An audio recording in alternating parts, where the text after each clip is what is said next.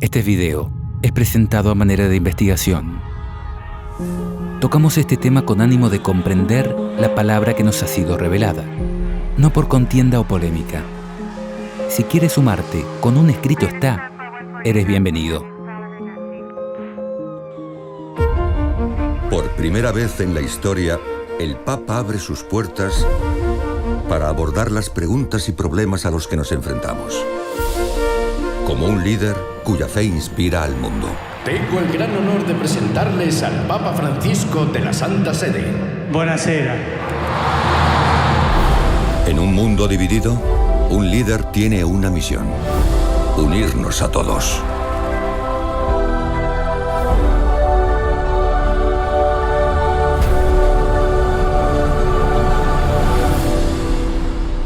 Abbiamo tanto da fare e dobbiamo farlo insieme.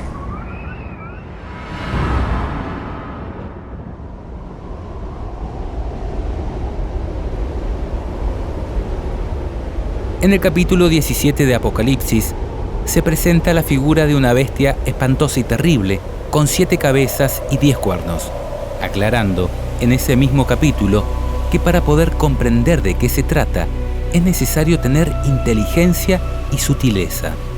Y dice: las 7 cabezas son las 7 colinas sobre las cuales está sentada la mujer, y también simbolizan a 7 reyes. 5 han caído, 1 vive y el otro todavía no ha llegado, pero cuando llegue, durará poco tiempo. Concordamos con la mayoría de los estudiosos bíblicos que afirman que esta bestia espantosa y terrible simboliza el accionar de Roma, tanto política como religiosa, en la historia de la humanidad. Ahora, ¿cuál es el significado de las 7 cabezas y los 10 cuernos? Es el tema que nos ocupa.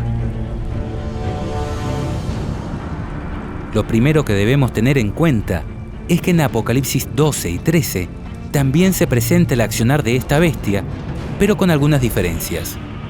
Aunque la bestia es similar, las diferencias podrían estar indicando que se trata de diferentes periodos y realidades en la historia de su gobierno. En Apocalipsis 12 se presenta a esta bestia como un dragón de 7 cabezas y 10 cuernos, tratando de devorar a la simiente de la mujer, es decir, a Cristo, tan pronto como naciese, y persiguiendo luego a la mujer pura, es decir, a la verdadera iglesia, por 1260 días proféticos. Sabemos que fue la Roma imperial la que se encontraba gobernando en los días de Cristo.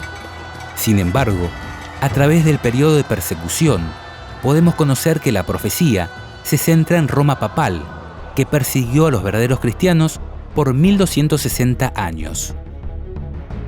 Se especifica que las 7 cabezas tenían 7 diademas o coronas, lo cual coincide con lo que vimos en relación a que las 7 cabezas simbolizan 7 reyes que gobiernan de manera consecutiva. Los 10 cuernos también simbolizan a 10 reyes, pero, a diferencia de las 7 cabezas, son reyes de menor poder que gobiernan de manera simultánea juntamente con la bestia. Es necesario hacer notar que las diademas o coronas son 7 y están sobre las cabezas de la bestia y no sobre los cuernos, simbolizando en este caso que el poder real se encuentra en las cabezas de la bestia y no en los cuernos. En Apocalipsis 13 se presenta a esta misma bestia, pero en el periodo en que una de sus cabezas recibe una herida de muerte, aunque se aclara que la herida mortal será sanada y se maravillará toda la tierra en pos de la bestia. Al mismo tiempo se presenta otra bestia que sube de la tierra, semejante a un cordero, pero que habla como dragón, que sabemos representa el accionar de los Estados Unidos como potencia mundial que, finalmente, hará que todos adoren a la primera bestia, es decir, a Roma. Lo interesante es que en este caso, la bestia espantosa y terrible es semejante a un leopardo, sus pies como de oso y su boca como de león, y que el dragón es el que le da su poder y su trono y su grande autoridad. Es decir, es un poder que reúne muchas de las cualidades de los imperios antecesores descritos en el capítulo 7 de Daniel. Además, en esta oportunidad, las diademas o coronas son 10 y no 7, y ya no están sobre las cabezas de la bestia, sino sobre los cuernos, por lo que podemos entender que el poder real no se encuentra en la bestia, sino en los reinos europeos que surgieron de ella. Es decir, se trataría del periodo en que la bestia romana papal pierde el poder a causa de la herida mortal que le provoca la Reforma Protestante cerca del 1500 después de Cristo y luego la Revolución Francesa en 1798, cuando el Papa es tomado en cautiverio por Napoleón Bonaparte y el poder del papado entra en agonía por la herida que le proporcionan las naciones europeas, al mismo tiempo que se produce el surgimiento de los Estados Unidos como potencia mundial. En Apocalipsis 17 se presenta esta misma bestia, pero, en este caso, sin diademas o coronas, ni en sus cabezas ni en sus cuernos. Es decir, es una bestia que ha perdido el poder real por haber sido herida de muerte. Se dice de ella, era y no es, en un periodo donde el poder mundial tampoco se encuentra en los reinos europeos. Ahora, hay un dato adicional aquí. En este caso, la bestia viene montada y comandada por una mujer prostituta llamada Babilonia la Grande, la madre de las rameras y de las abominaciones de la tierra. Y si bien la visión inicia en el desierto, lugar donde la bestia herida de muerte se ha refugiado, la profecía cubre el momento en que dicha herida es sanada y la bestia resurge del abismo. Dice, la bestia que has visto era y no es, y está para subir del abismo e ir a perdición. En cuanto a los 10 cuernos, se dice de ellos son 10 reyes, que aún no han recibido reino, pero que por una hora, es decir, muy poco tiempo, recibirán autoridad como reyes juntamente con la bestia, que tienen un mismo propósito y que entregarán su poder y autoridad a la bestia.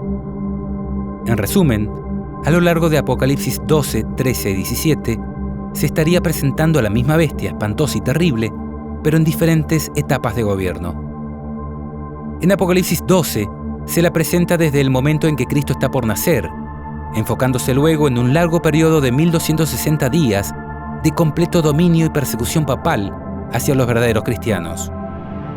En Apocalipsis 13 se presenta a esta misma bestia, es decir, a Roma, desde el momento en que sufre la herida de muerte, y su poder es traspasado a las potencias europeas, en la figura de los 10 cuernos con diademas, momento en el que también se produce el surgimiento de los Estados Unidos como nueva potencia mundial.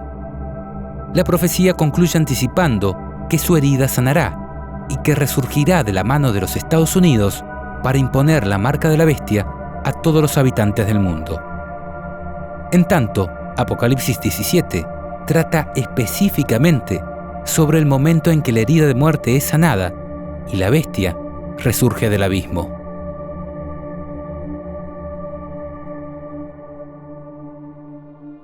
Volviendo al tema que nos ocupa, ¿qué representan las 7 cabezas y los 10 cuernos? A su vez, ¿a quién representa la mujer prostituta llamada Babilonia? Bueno, aquí empieza lo que queremos poner en estudio, y que incluye 2 posibles cumplimientos, uno histórico y otro que podríamos llamar escatológico. Ambos no se contradicen, sino que confluirían en paralelo hacia un cumplimiento magistral de la profecía. Cumplimiento histórico. En cuanto al cumplimiento histórico, en el apéndice del libro El deseado de todas las gentes, encontramos esta definición. Ha sido objeto del estudio y esfuerzo de Satanás unir la Iglesia y el Estado desde el principio. Separados, son útiles y valiosos para la vida del mundo. Unidos, vienen a ser un veneno mortífero, tanto para el cuerpo político como para el cuerpo eclesiástico. De una unión tal, brotan las grandes bestias apocalípticas que desgarran cruelmente y aplastan despiadadamente la vida de todos los que se le oponen. Véase Daniel 7 y Apocalipsis 12, 13 y 17. La bestia de Apocalipsis 13, 1 al 10, nótese que solo se refiere a la bestia de Apocalipsis 13, es un símbolo de este poder a través de los siglos, que ha existido bajo diversas formas, simbolizadas por las 7 cabezas. Bajo la cabeza dominante del periodo presentado en Apocalipsis 13, 1 al 10, la bestia representa el papado. Ejerció el poder perseguidor durante 1260 años, al fin de los cuales nos es representada como yendo en cautiverio. Si una de las cabezas de la bestia de Apocalipsis 13 representa al papado, podríamos llegar a interpretar que las restantes 6 representan al resto de los imperios que gobernaron o gobernarán el mundo, uniendo la Iglesia y el Estado. Desde este punto de vista, es lógico tratar de comprender el significado de las 7 cabezas de la bestia de Apocalipsis 13 como 7 reinos que existirían desde la época del Imperio Babilónico hasta el fin del mundo, dado que este es el punto de origen en la profecía de Daniel 7, donde se representa a Babilonia como un león alado, símbolo que también se incluye en la descripción de la bestia espantosa y terrible de Apocalipsis 13. Entonces, dentro de este posible cumplimiento histórico, las 7 cabezas de la bestia podrían ser: 1. Babilonia, que gobernó entre el 605 y el 539 a.C., representada por un león en Daniel 7 y por la cabeza de oro en Daniel 2. 2. Medo-Persia, que gobernó entre el 539 al 331 a.C., representada por un oso en Daniel 7 y por pechos y brazos de plata en Daniel 2. 3. Grecia, que gobernó del 331 al 168 a.C., representada por un leopardo en Daniel 7 y por vientre de bronce en Daniel 2. 4. Roma política militar, que gobernó entre el 168 a.C. hasta el 476 después de Cristo, y es representada por el periodo de gobierno de la bestia espantosa y terrible de Daniel 7 y por las piernas de hierro de Daniel 2. 5. Roma papal en la Europa religiosa, que gobernó del 476 al 1798 después de Cristo, representada por el periodo de gobierno de los cuernos en la bestia espantosa y terrible de Daniel 7, con claro predominio del cuerno pequeño a partir del 538 después de Cristo. En Daniel 2, este periodo es representado por pies en parte de hierro y en parte de barro cocido.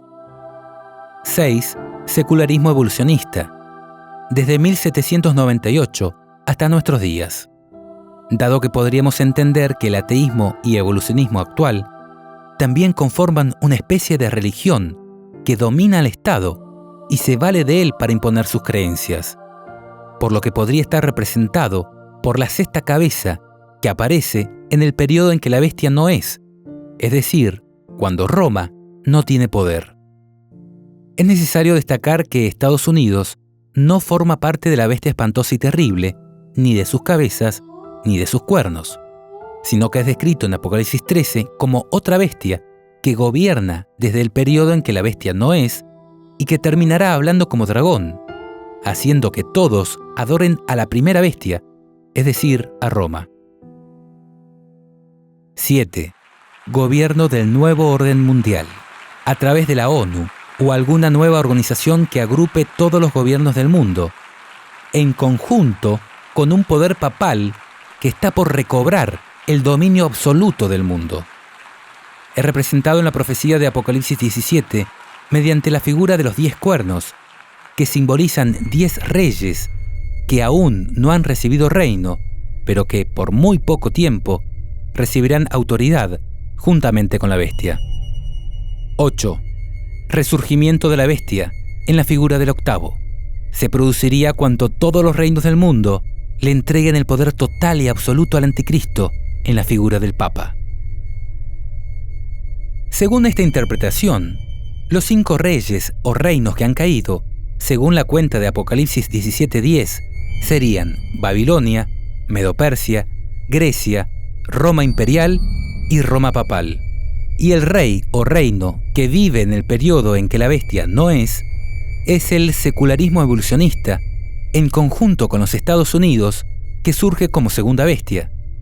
Y el que aún no ha llegado, pero que cuando llegue durará poco tiempo, es el gobierno del nuevo orden mundial, cuando los 10 reyes que aún no han recibido reino, reciban autoridad como reyes, juntamente con la bestia, durante un breve periodo de tiempo, tal como una hora profética.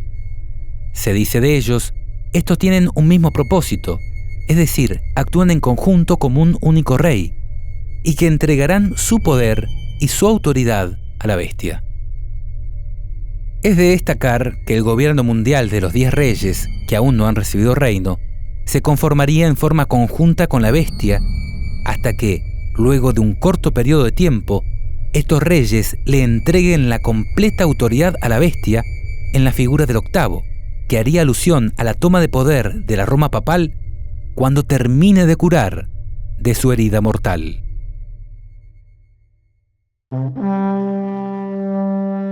Cumplimiento escatológico. Antes de analizar el posible cumplimiento escatológico o final, insistimos con un concepto que es fundamental de tener en cuenta, y es el tiempo presente e inicio de la profecía. En el caso de Apocalipsis 12, el inicio de la profecía se ubica en los días de Cristo y el presente en los periodos de persecución papal. En Apocalipsis 13, la profecía inicia en el momento en que la bestia recibe la herida de muerte en una de sus cabezas y el poder es traspasado a las potencias europeas que gobiernan en conjunto con los Estados Unidos. En tanto, Apocalipsis 17 amplía detalles del momento en que la bestia no es, pero está en el preciso momento para surgir del abismo e ir a perdición. Ahora, en cuanto al cumplimiento escatológico, es necesario poner de manifiesto que mucha de la historia que ha ocurrido en relación al papado se repetirá de manera escalofriante en el tiempo del fin. Elena de White dice: no hay tiempo que perder. Nos esperan tiempos angustiosos. El mundo está agitado con el espíritu de guerra. Pronto ocurrirán las escenas de angustia que se describen en las profecías. La profecía del capítulo 11 de Daniel casi se ha cumplido por completo. Mucha de la historia que ha ocurrido en cumplimiento de esta profecía se repetirá. En el versículo 30 se habla de un poder que se enojará contra el pacto santo y hará según su voluntad. Volverá, pues, y se entenderá con los que abandonen el pacto santo. Escenas semejantes a las que se describen en estas palabras ocurrirán.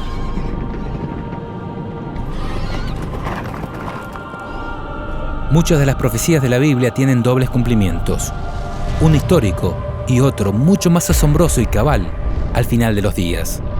Mateo 24 es ejemplo de ello, cuando Jesús agrupa en una única profecía tanto las señales que anunciarían la destrucción de Jerusalén como aquellas que nos darían cuenta de su pronto regreso. Las 7 iglesias del Apocalipsis son otro claro ejemplo, donde lo que ocurre en el primer cumplimiento histórico nos enseña acerca de lo que ocurrirá luego y hasta el fin de los días, presentando las diferentes realidades que le tocaría vivir a la iglesia y el mensaje que Dios tiene para ella en cada caso. Por esto, no hay que desesperar si algunos aspectos de la profecía no se terminan de entender en el cumplimiento histórico, porque podrían estar haciendo referencia a detalles de un majestuoso cumplimiento que tendrá lugar al final de los días. Pasemos entonces a analizar la interpretación escatológica de Apocalipsis 17:10, lo cual es el punto más álgido de nuestro estudio, y para lo cual pedimos suma prudencia de vuestra parte. La realidad es que si bien en un análisis histórico podríamos asociar las cabezas de la bestia con los grandes poderes políticos religiosos que habrán desde Babilonia hasta el fin del tiempo, siendo el papado una de estas cabezas, en un sentido estricto del análisis profético, la bestia espantosa y terrible simboliza, tanto en Daniel 7 como en Apocalipsis 12, 13 y 17, el accionar de Roma en la historia de la humanidad. Por lo tanto, y en el cumplimiento más exacto de la profecía, las cabezas de dicha bestia deben formar parte de un gobierno romano. En este sentido, podemos observar que todas las características que nos da la Biblia en relación a la bestia espantosa y terrible hacen alusión a Roma, enfocándose principalmente en la Roma papal. Por ejemplo, cuando se dice que la bestia era, no es y será, y todo lo relacionado a la herida mortal, está hablando del papado. Cuando anuncia el periodo de 1260 días que la bestia perseguiría a la mujer, también está describiendo el accionar del papado. A la luz de esta verdad, es que les presentamos este estudio, no para que lo crean, sino para que lo analicen. And we bless you with all of our hearts. We bless you with all of our souls. We bless you with all of our might. And we thank you, sir. We thank God for you. And so, all of us declare together, be blessed. Once again, all together, be blessed. Amen.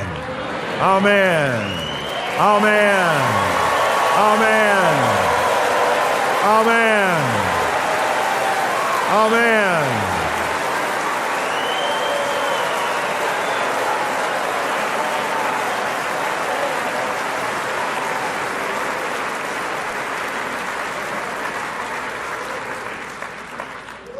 Hallelujah. I think you're going to have to come to the Vatican. I will. I'm available. Praise God. La traducción Leborati Truso de la Biblia dice: para comprender esto, es necesario tener inteligencia y sutileza. Las 7 cabezas son las 7 colinas sobre las cuales está sentada la mujer. Y también simbolizan a 7 reyes. 5 han caído, 1 vive y el otro todavía no ha llegado, pero cuando llegue, durará poco tiempo. La propia Biblia nos está dando 2 significados para un mismo símbolo. Las 7 cabezas, el símbolo, simbolizan 7 colinas y 7 reyes. En relación a las 7 colinas, es sabido que se trata de las 7 colinas de Roma. La propia Biblia católica, que acabamos de leer, por ejemplo, dice en los comentarios al pie de página: se trata de las 7 colinas de Roma. Por si esto no fuera suficiente, veamos 2 evidencias adicionales. La escritora Elena de White afirma en su libro El conflicto de los siglos que Roma es la ciudad de las 7 colinas, al citar las palabras que dijo Lutero cuando éste aún era sumiso a la jerarquía papal. Finalmente vislumbró en lontananza, es decir, desde lejos, la ciudad de las 7 colinas.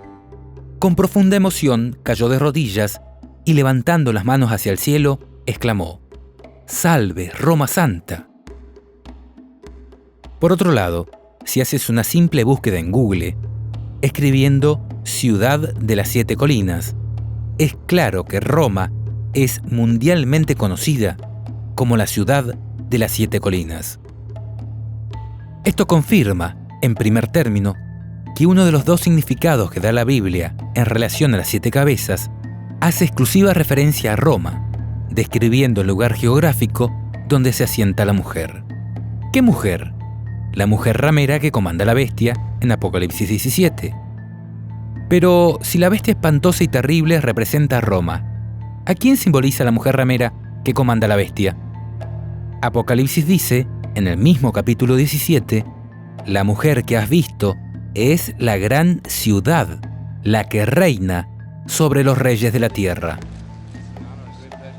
Este es un dato importante y me crispa al relacionarlo con el momento o el presente de dicha profecía, que, tal como lo mencionamos, trata sobre el periodo en que la herida mortal es curada.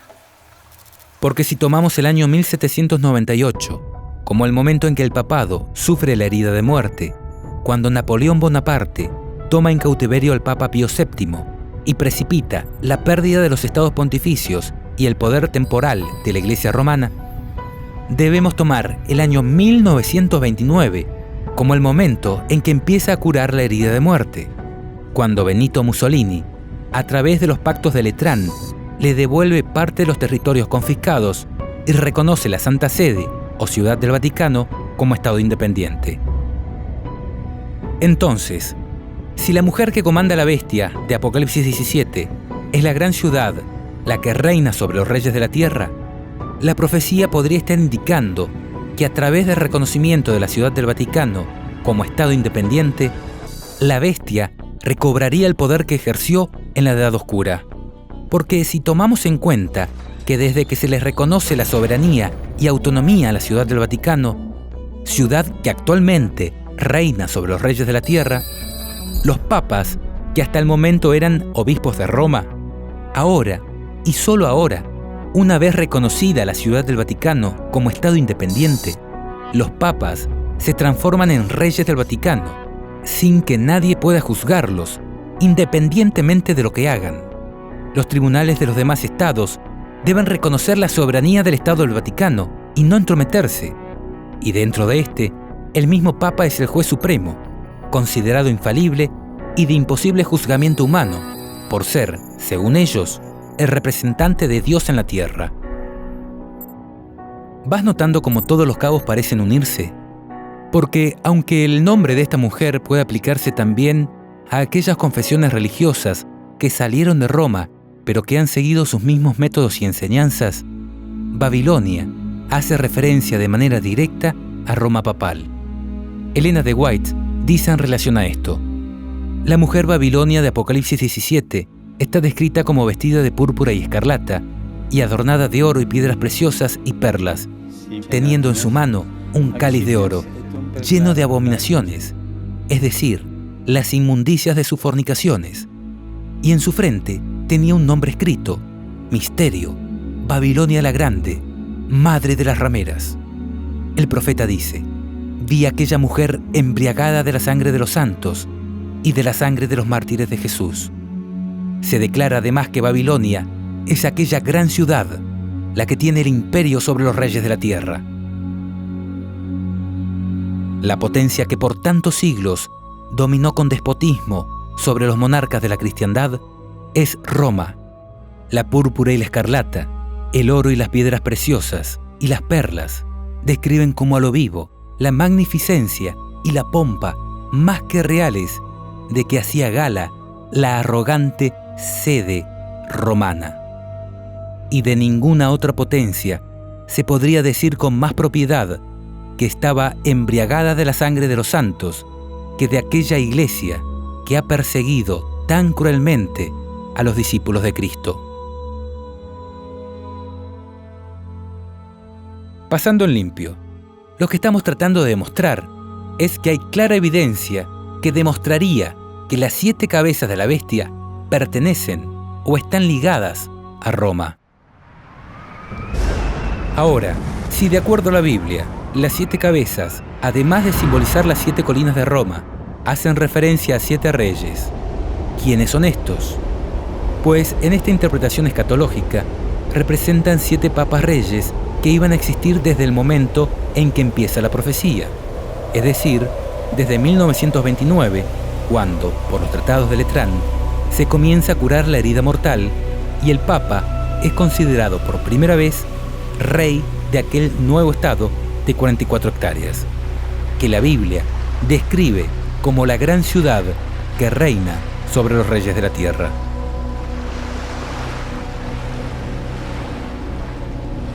En este sentido, queremos hacer notar algunos antecedentes bíblico-proféticos que demuestran que Dios más de una vez hizo predicciones de este tipo, vinculando hechos de gran trascendencia a la vida o a los reinados de algunas personas. Consideremos algunos casos. El primero es cuando Dios reveló a Enoc la destrucción de la tierra por medio del diluvio. En aquel momento, la vida de su hijo Matusalén fue puesta como oráculo de la profecía. Su vida sería el tiempo que Dios concedería a aquella generación malvada para que se arrepintiera de sus pecados, y esto quedó reflejado en su nombre, dado que Matusalén significa cuando muera será enviado. Así es que en el año 1656 desde la creación, a los 969 años, Matusalén, el ser humano que, curiosamente, más vivió sobre la tierra, murió. Y luego, ese mismo año, vino el diluvio. Por favor, no dejes de notar la importancia de este antecedente, dado que el diluvio representó para aquella generación lo que representa el fin del mundo para la nuestra. Es más, Jesús dijo que su venida sucedería como en los tiempos de Noé.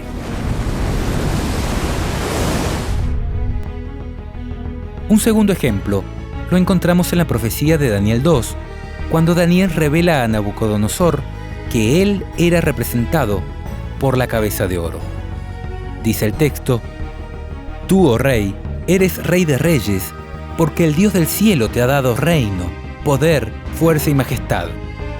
Y donde quiera habitan hijos de hombres, bestias del campo y aves del cielo, Él los ha entregado en tu mano y te ha dado el dominio sobre todo.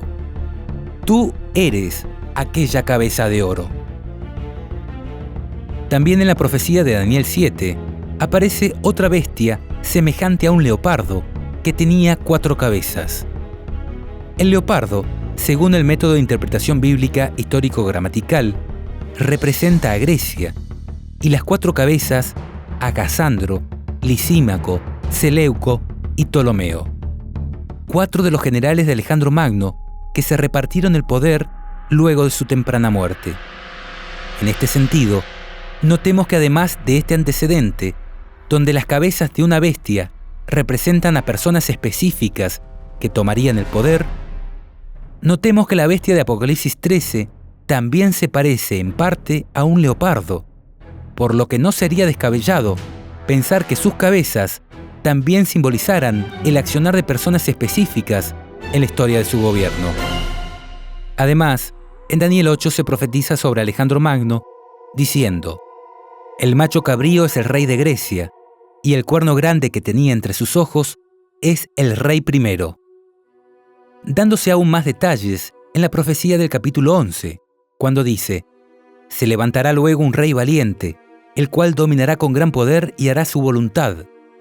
Pero cuando se haya levantado, su reino será quebrantado y repartido hacia los 4 vientos del cielo, no a sus descendientes, ni según el dominio con que él dominó, porque su reino será arrancado y será para otros fuera de ellos, haciendo referencia a sus 4 generales que tomarían el poder.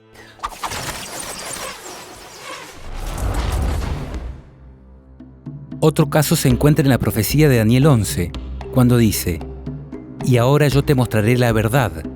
He aquí aún habrá 3 reyes en Persia, y el cuarto se hará de grandes riquezas más que todos ellos, y al hacerse fuerte con sus riquezas, levantará a todos contra el reino de Grecia. Esta profecía también se cumplió a la perfección. Cuando fue dada, Ciro era el rey del imperio medo-persa, y los 3 reyes que le sucedieron fueron Cambises II, Esmerdis y Darío I el Grande, y el cuarto fue su hijo Jerjes, quien, por el 481 a.C., lanzó una masiva invasión contra Grecia, pero luego de algunas conquistas, fue derrotado. Constando estos precedentes, donde Dios relaciona tan grandes acontecimientos a la vida de estas personas, creo que no deberíamos desechar tan prontamente la interpretación de los 7 reyes como 7 papas reyes que se sucederían desde la época en que empezó a curar la herida mortal, es decir, cuando se le otorgó al obispo de Roma el título de rey y se le concedió un estado de 44 hectáreas, instrumento clave en la reconstrucción de poder, como centro de operaciones, con representación diplomática en todo el mundo y como escala obligatoria para los reyes y gobernantes de la tierra. Personalmente siempre he tomado con pinzas esta interpretación y de ninguna manera basaría mi fe en ella. Sin embargo, y ante lo ocurrido con la abrupta y extraña renuncia de Benedicto XVI, todo ha empezado a cobrar sentido, y aquellas cosas que no se podían comprender en otro tiempo, ahora parecerían clarificarse de manera majestuosa, como lo veremos a continuación. Pero antes de analizar los papas que han habido y de qué manera estos cumplirían la profecía, es necesario tener presente que una cosa es el momento que marca el inicio de la profecía y otra es el momento que representa el presente de la profecía. Dicho en otras palabras, la profecía de Apocalipsis 17 comenzaría en 1929, cuando la herida mortal comienza a sanar, pero el presente de la profecía se encuentra en el periodo cuando gobierna el sexto rey, dado que dice, las 7 cabezas también simbolizan a 7 reyes. 5 han caído, 1 vive y el otro todavía no ha llegado, pero cuando llegue, durará poco tiempo. Por esto, si tenemos en cuenta los papas que han habido desde que en 1929 se constituyó el Estado del Vaticano, la gran ciudad que reina sobre los reyes de la tierra, los reyes o reinos simbolizados por las 7 cabezas serían Pío XI, que reinó desde 1922 hasta 1939. Fue el papa que firmó los pactos de Letrán y que obtuvo al Vaticano como Estado independiente. Pío XII, que reinó desde 1939 hasta 1958. Juan XXIII, desde 1959 hasta 1963. Pablo VI, que reinó desde 1963 hasta 1978. Y Juan Pablo I, que reinó algunos días de 1978. Estos primeros 5 reyes constituirían lo que se conoce como los 5 reyes que han caído. El sexto sería Juan Pablo II, que reinó desde 1978 hasta 2005, y sería el que es decir, el que señalaría el presente de la profecía. El séptimo, Benedicto XVI, que reinó desde 2005 hasta 2013, y representaría el que sería necesario que dure breve tiempo, o en palabras similares, un tiempo abreviado. Y Francisco sería el octavo rey, el que es de entre los 7 y va a la perdición, y representaría el papa que gobierna el momento en que la bestia resurge en todo su esplendor. Ahora, ¿por qué Juan Pablo II constituiría el presente de la profecía? Porque en verdad fue el Papa que marcó el punto de inflexión, el antes y después en lo que hace al resurgimiento de la bestia, como maravilla que eclipsa la adoración de los hombres. You're a Presbyterian, so I don't want to drag you into other realms. Do you have a favorite saint? Well, I think that if you look, Mother Teresa, who's probably our newest, is great, and John Paul, Pope John Paul, I thought was terrific. Why? Because it had something special. It had a special something. There was a warmth. There was a toughness, but there was a warmth that was incredible. So I certainly think Pope John Paul. Juan Pablo II fue el papa que catapultó la imagen de la bestia en la mente de las personas y en el escenario geopolítico mundial. Mira cómo lo presenta Malachi Martin en su libro Las llaves de esta sangre. De buena gana o no, preparados o no, todos estamos involucrados en una triple competencia global, intensa, sin reglas que la limiten. Sin embargo, la mayoría de nosotros no somos competidores, somos las apuestas. Porque lo que está en competencia es quien establecerá el primer sistema mundial de gobierno que haya existido jamás en la sociedad de las naciones. Se trata de quien poseerá y ejercerá el doble poder de la autoridad y el control sobre cada uno de nosotros como individuos y sobre todos nosotros juntos como una comunidad, sobre la totalidad de los 6.000 millones de personas que los demógrafos estiman que habitarán la Tierra a comienzos del tercer milenio.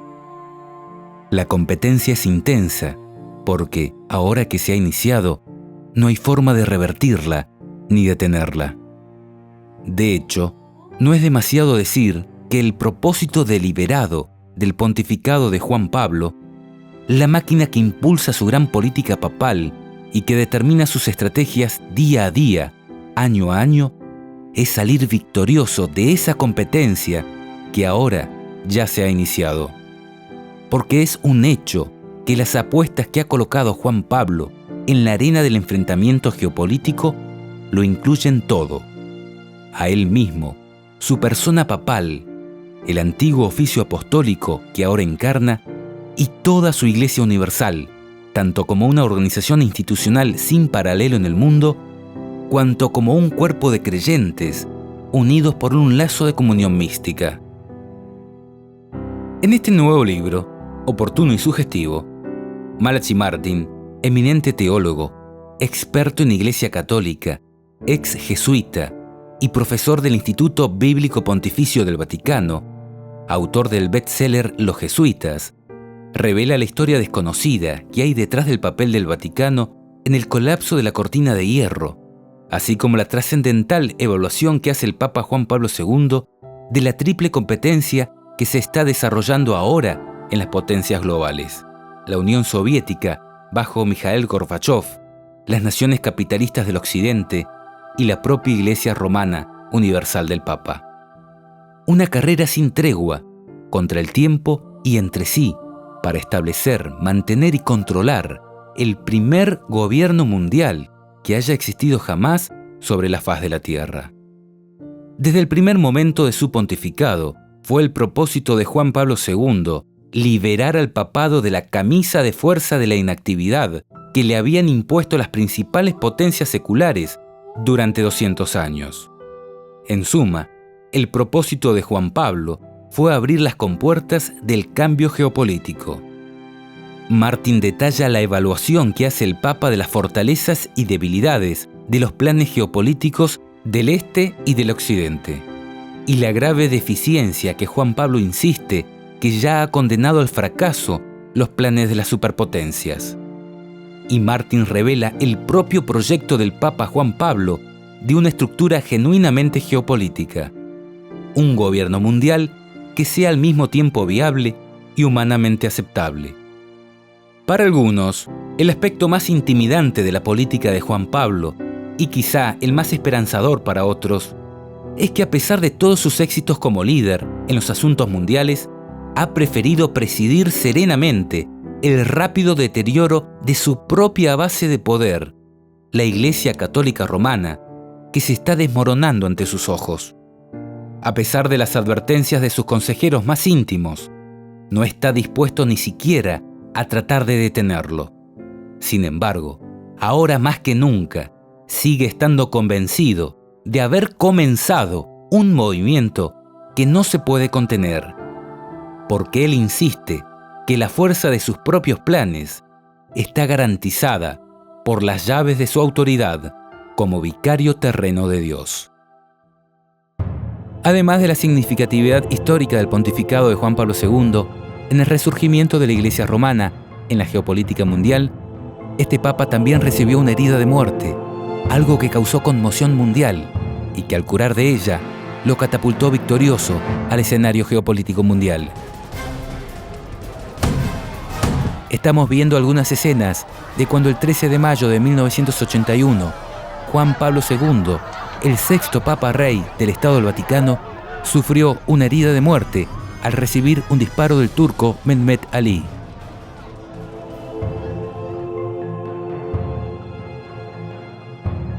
Y por último, creemos que también podría ser el Papa clave, porque en el periodo de su reinado fue cuando se empezó a comprender la profecía de esta manera. Es decir, el presente de la profecía podría estar dado en el momento en que la profecía se comprende, sobre todo si tenemos en cuenta que estas palabras fueron selladas hasta el tiempo de su cumplimiento. Dice la traducción de la Biblia Jubileo 2000, «Anda, Daniel, pues estas palabras son cerradas y selladas hasta el tiempo de su cumplimiento».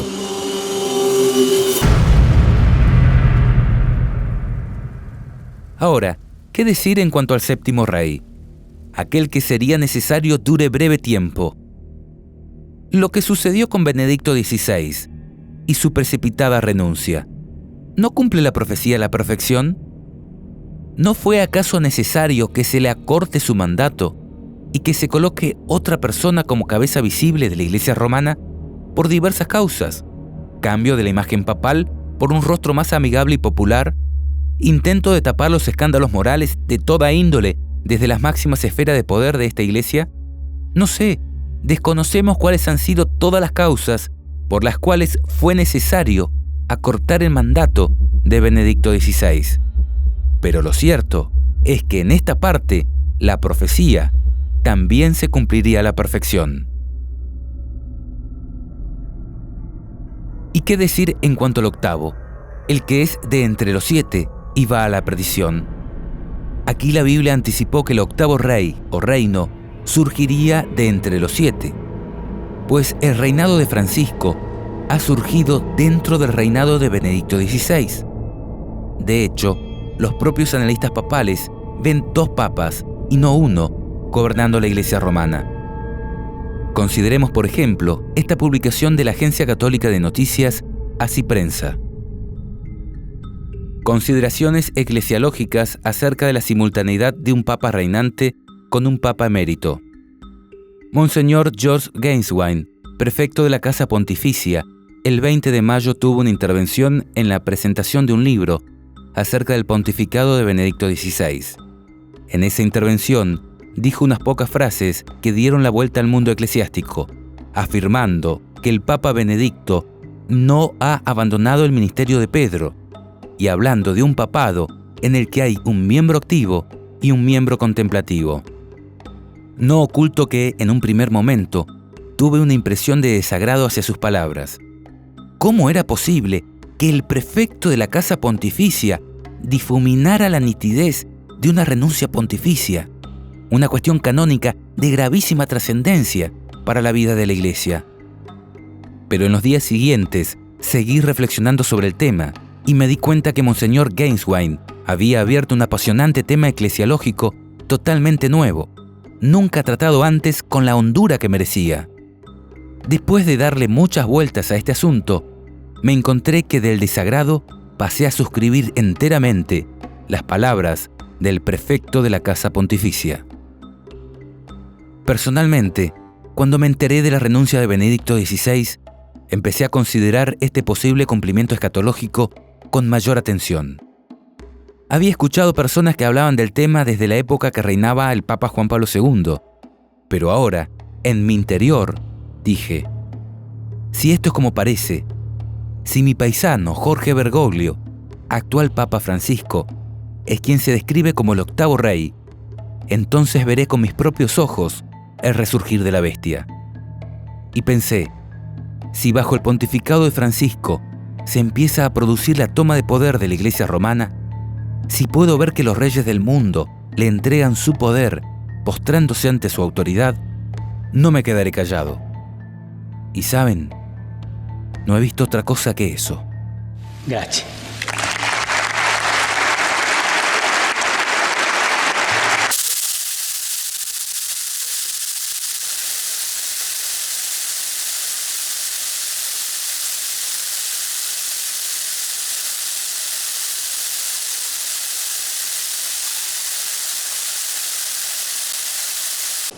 El sumo pontífice recibió este jueves en su estudio del Palacio Apostólico al mandatario para el primer encuentro privado entre los 2 líderes desde la elección del pontífice hace un año. Obama le confesó al Papa ser un gran admirador.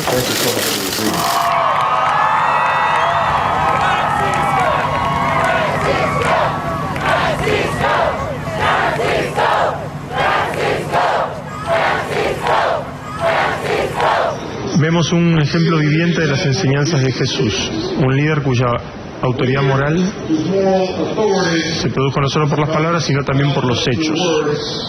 Le agradecemos y le damos la bienvenida a los Estados Unidos de Norteamérica.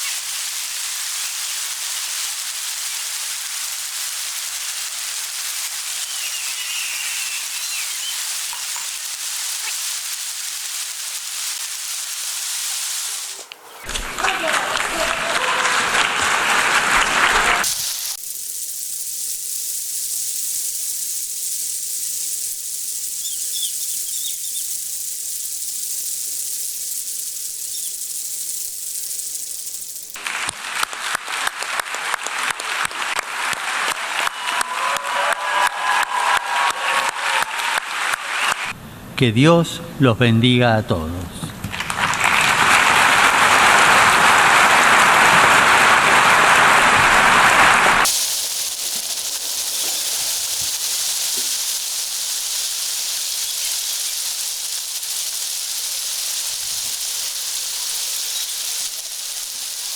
...24 de marzo de 2017...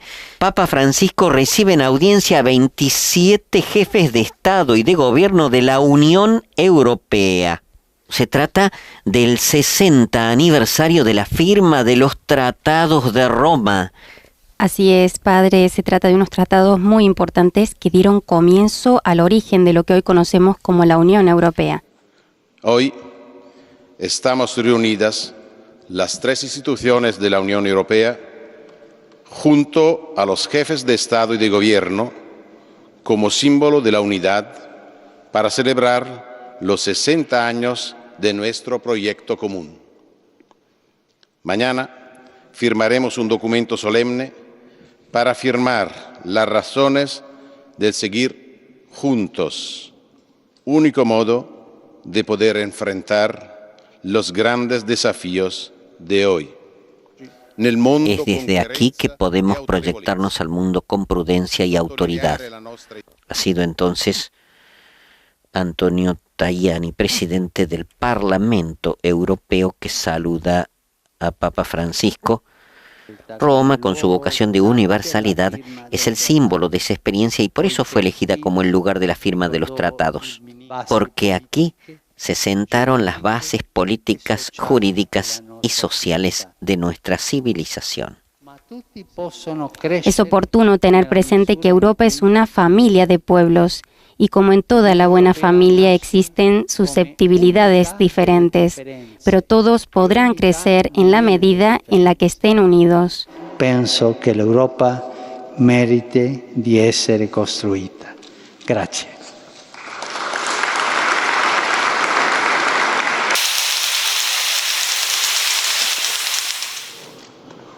Además de esta sorprendente profecía, existe un concepto en la Biblia que complementa esta interpretación escatológica. Me refiero a algunos pasajes que hablan acerca de un hombre de pecado, no un reino, un hombre, que el Señor destruirá con el resplandor de su venida. Algo que simbólicamente se podría aplicar a un poder histórico, pero que encuentra pleno cumplimiento en la figura de lo que vendría a ser el último rey de la tierra antes del retorno de Cristo. El apóstol Pablo dijo a sus contemporáneos: acerca de la venida de nuestro Señor Jesucristo y de nuestra reunión con Él, les rogamos, hermanos, que no se dejen perturbar fácilmente, ni se alarmen, sea por anuncios proféticos, o por palabras, o cartas atribuidas a nosotros, que hacen creer que el día del Señor ya ha llegado, que nadie los engañe de ninguna manera, porque antes tiene que venir la apostasía y manifestarse el hombre impío, el ser condenado a la perdición, el adversario, el que se alza con soberbia contra todo lo que lleva el nombre de Dios o es objeto de culto, hasta llegar a instalarse en el templo de Dios, presentándose como si fuera Dios. Ya saben qué es lo que hasta ahora los retiene, para que no se manifieste sino a su debido tiempo. Y entonces se manifestará el impío, a quien el Señor Jesús destruirá con el aliento de su boca y aniquilará con el resplandor de su venida. La venida del impío será provocada por la acción de Satanás y estará acompañada de toda clase de demostraciones de poder, de signos y de falsos milagros, y de toda clase de engaños perversos destinados a los que se pierden por no haber amado la verdad que los podía salvar. Por eso Dios les envía un poder engañoso que les hace creer en la mentira, a fin de que sean condenados todos los que se negaron a creer en la verdad y se complacieron en el mal. También, en la singular profecía de Daniel 8, se describe este mismo concepto. Podremos ver que Gabriel irá explicando la visión al profeta y en un determinado momento saltará de la seguidilla de reinos al final de la historia, a la figura del último rey que gobernaría la tierra antes del retorno de Cristo. El de la época cuando los transgresores lleguen al colmo. Dice: En cuanto al carnero que viste, que tenía 2 cuernos, estos son los reyes de Media y de Persia. El macho cabrío es el rey de Grecia, y el cuerno grande que tenía entre sus ojos es el rey primero. En cuanto al cuerno que fue quebrado y sucedieron 4 en su lugar, significa que 4 reinos se levantarán de esa nación, aunque no con la fuerza de él. Y al fin del reinado de estos, cuando los transgresores lleguen al colmo, se levantará un rey, altivo de rostro y entendido en enigmas.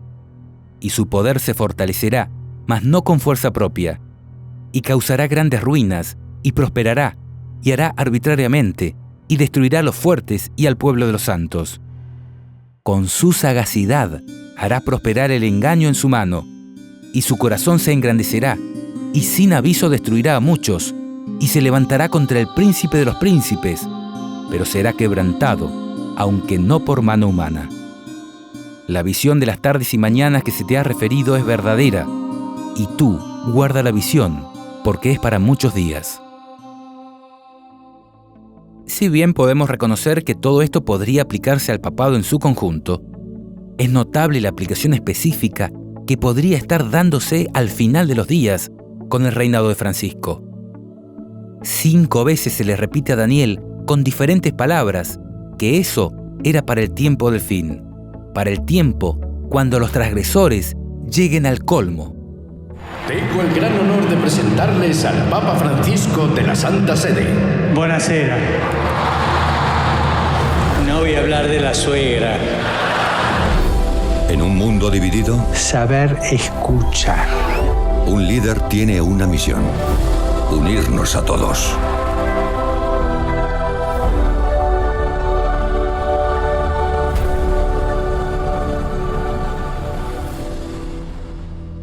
Cristo no reveló el día y la hora que vendría, pero sí dijo: así también, cuando vean todas estas cosas, sepan que el fin está cerca, a la puerta. Les aseguro que no pasará de esta generación sin que suceda todo esto. Pregunto, ¿esto abriría la puerta para que, aunque no podamos conocer el día y la hora del retorno de Cristo, sí podamos estar seguros de pertenecer a la generación que lo verá volver?